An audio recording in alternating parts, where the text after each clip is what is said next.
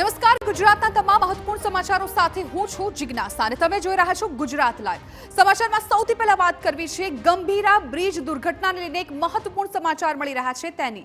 Gambhira bridge દુર્ઘટના મામલે કાર્યવાહી કરાઈ છે। માર્ગ મકાન વિભાગના 4 ઇજનેરો પર તવાઈ બોલાવવામાં આવી। રાજ્ય સરકારે 4 અધિકારીઓને સસ્પેન્ડ કર્યા। એક કાર્યપાલક ઇજનેર, 2 નાયબ કાર્યપાલક ઇજનેરને સસ્પેન્ડ કરવામાં આવ્યા છે। ત્યારે અમારા પોલિટિકલ એડિટર કિંજલ મિશ્રા મામલે વધુ જાણકારી આપી રહ્યા છે।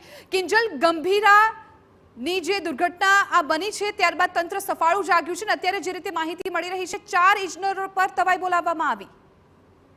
જિજ્ઞાસા, ગંભીરાની જે દુર્ઘટના છે તે રોકી શકાતી હોત TV9 દ્વારા પણ આજે અહેવાલ હતો એક અઠવાડિયા પહેલા જ પ્રસારિત કરવામાં આવ્યો હતો કે કઈ રીતે આ જે પુલ છે તે મોતનો પુલ છે તે બની શકે છે। હાલાકી એ સમયે પણ સિસ્ટમ દ્વારા આખાડા કાન છે તે કરવામાં આવ્યા અને આ હોનારત છે તે બની છે। જો સરકાર દ્વારા હવે જે પગલાં છે તે લેવામાં આવ્યા છે 24 કલાકમાં પ્રાથમિક તપાસ ના આધારે જે અવલોકનો આવ્યા છે તેના આધારે જે જવાબદાર અધિકારીઓ છે તેમની સામે પગલાં છે તે લેવાયા છે। ખાસ કરીને વાત કરવામાં આવે તો માર્ગ મકાન વિભાગના જે કાર્યપાલક ઇજનેર છે તેની સાથે જ 2 જે નાયબ ઇજનેર છે તેના તાત્કાલિક અસરથી ફરજ મોકૂફ છે તે કરવામાં આવ્યા છે। અધિકારીઓની જો વાત કરવામાં આવે તો NM નાયકવાલા કાર્યપાલ ઇજનેર, UC પટેલ નાયબ કાર્યપાલ ઇજનેર અને RT પટેલ નાયબ કાર્યપાલ ઇજનેર તેમજ જીવી શાહ મદદનીશ ઇજનેર અને તાત્કાલિક અસરથી મોકૂફ કરવામાં આવ્યા છે। તેની સાથે જે પણ અધિકારીઓ જવાબદાર હશે તેની સામે પણ તાત્કાલિક પગલાં લેવા માટે મુખ્યપ્રધાન તરફથી કહેવામાં આવ્યું છે।